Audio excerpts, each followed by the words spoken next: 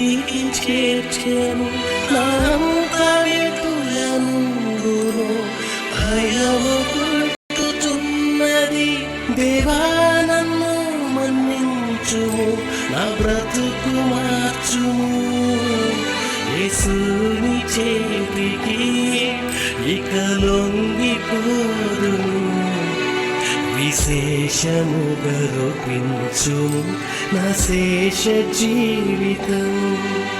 నా బ్రతుకు దినములు లెక్కింపనేర్పుము.